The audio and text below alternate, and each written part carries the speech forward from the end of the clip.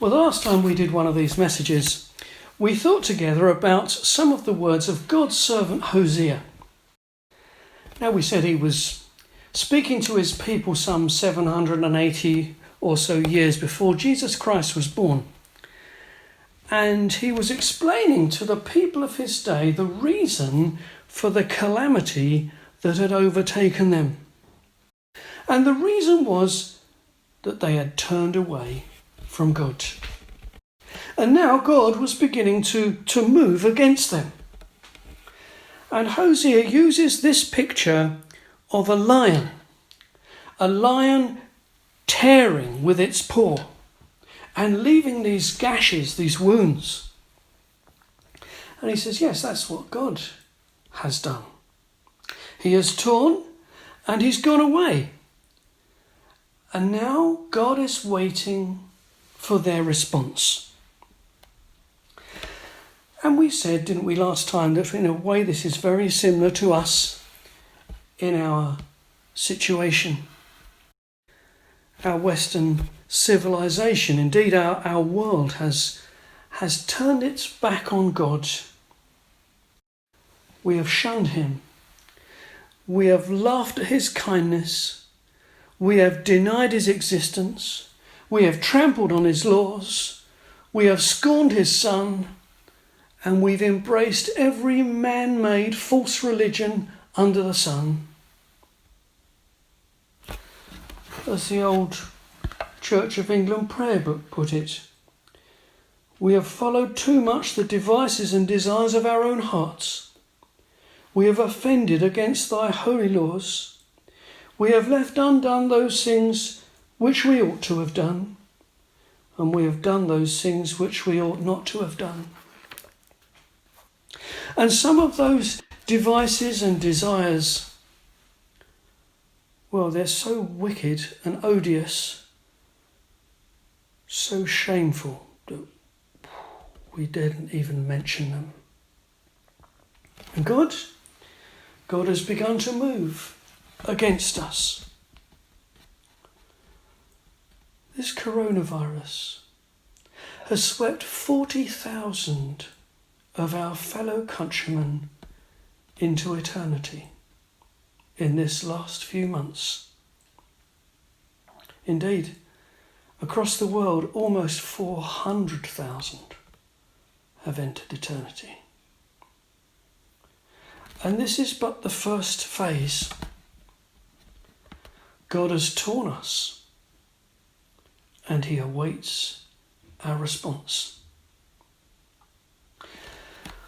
Well, how did the people of Hosea's day respond to God? How did they respond to what it was that God did?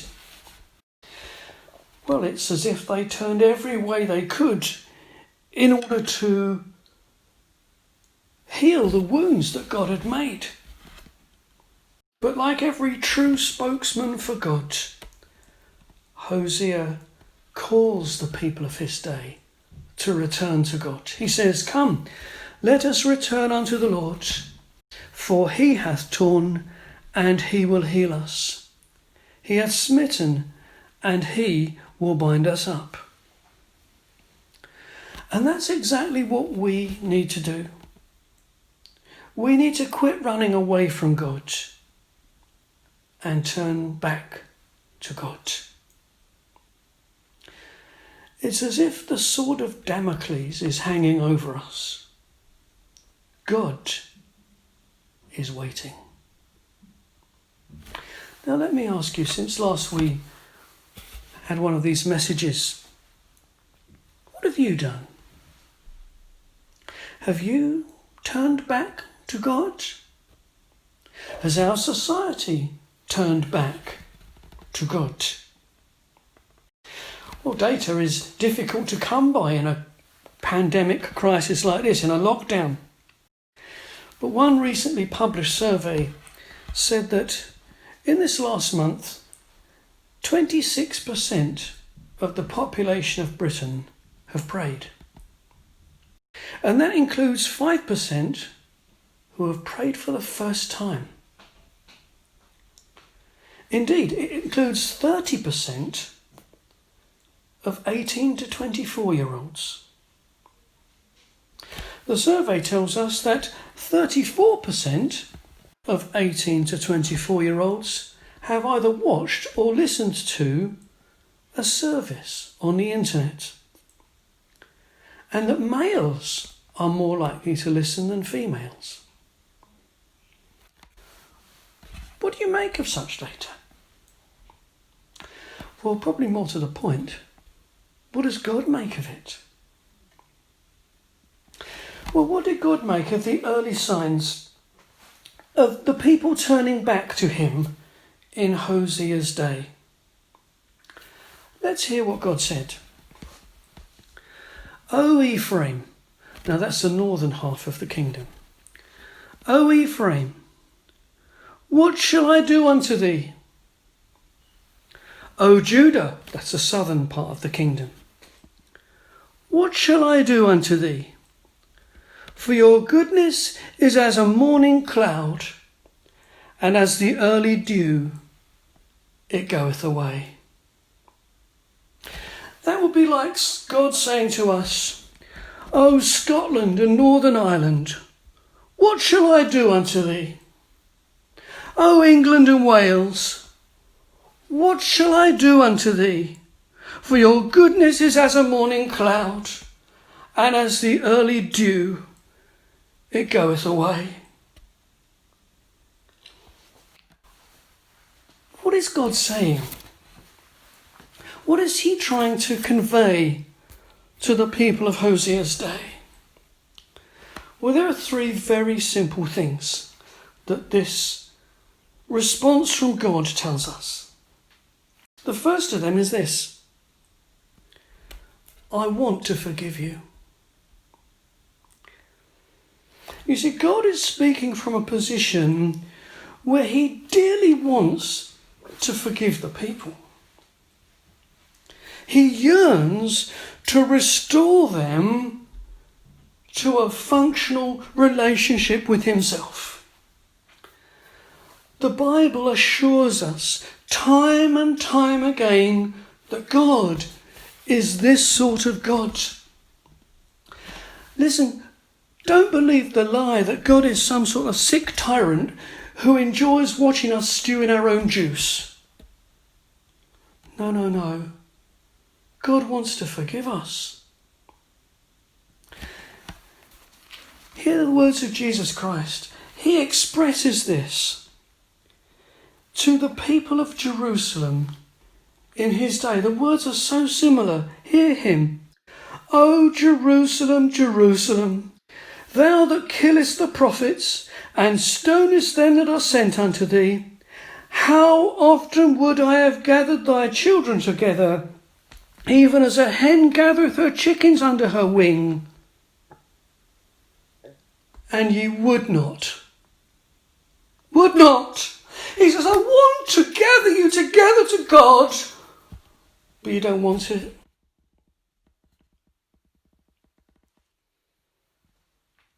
Listen, make no mistake. God wants to forgive you. Doesn't Jesus' parable of the prodigal son tell us just how much God wants to forgive us? The father comes running when his runaway son is returning.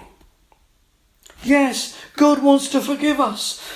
The book of Psalms tells us there is forgiveness with God, that he may be feared. God is a forgiving God. He longs to forgive us. That's the first thing. Second thing, God says, I can't forgive you yet. In a way, these words are words of great frustration in heaven. It's as if God gives us a picture into the inner turmoil of his heart. He says, I want to forgive you, but I can't. Listen to him. He said, what shall I do? What am I going to do with you? It's as if he's saying, I don't know what to do next. It's as if he's saying, I've tried everything. He seems to be at his wit's end, exasperated with them. Anybody who's had teenage children will know exactly how that feels. Tell me, is God at his wit's end with you? Is he exasperated with you? Is he finding your responses to him frustrating? Is he saying, oh, George, David, Seamus, Duncan, whatever your name is he saying, what shall I do with you? I don't know what to do with you. I want to forgive you, but I can't yet. Well, what's the problem? What's the blockage? What is it here that's preventing God from lavishing his forgiveness on the people? Well, that brings us to the third thing. God is saying, I know that your returning is not genuine. It's not the real thing. This is just a blip in your turning away from him. This is just a pause in your running away from God. He says, we've been here before. I've seen all this before. Your goodness, your turning. He says it's like the early morning mist. It's like the dew on the grass. As soon as the sun of temptation is up, as soon as everything's returned to normal, it's evaporated. It's down the snake and back to square one.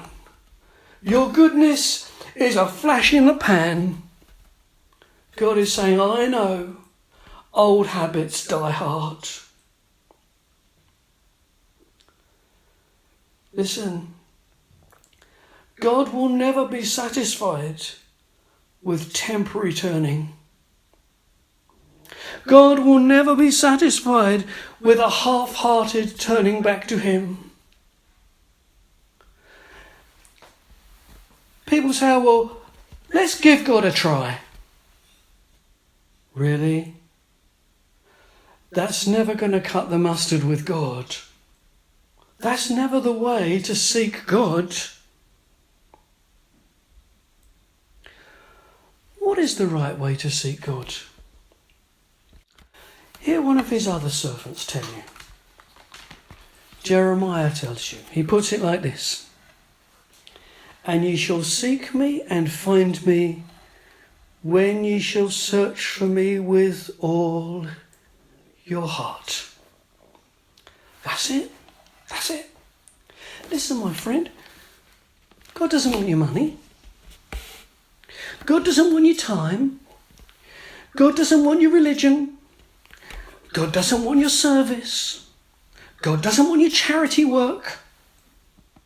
God wants you. You. He wants us to seek him wholeheartedly. And he promises that when we do, we'll find him. Tell me, my friend, are you seeking God? Have you been half-hearted in seeking God? It will never do. Are you two-timing God? It will never do. You'll never find peace that way. Listen, my friend, it's time to seek God and to seek him seriously and earnestly and genuinely. Listen to one of God's other servants. We'll end with these words. He puts it like this. Seek ye the Lord while he may be found. Call ye upon him while he is near. Let the wicked forsake his way, and the unrighteous man his thoughts, and let him return unto the Lord, and he will have mercy upon him, and to our God, for he will abundantly pardon. Listen, maybe you've got lots to be forgiven for. God has lots of forgiveness that's in store that he can make available to you. Listen, my friend, seek God with all your heart. Well, I hope you found this message helpful and challenging. It's been produced in association with Calvary Evangelical Church, Rumney, and with the Open Air Mission. If you'd like more information about what it means to seek God or what it means to become a Christian, then you can contact either of these, and they will be more than willing to send you all the information you need, whether that be a Bible or a New Testament or other literature. Well, thank you for listening, and may God bless you.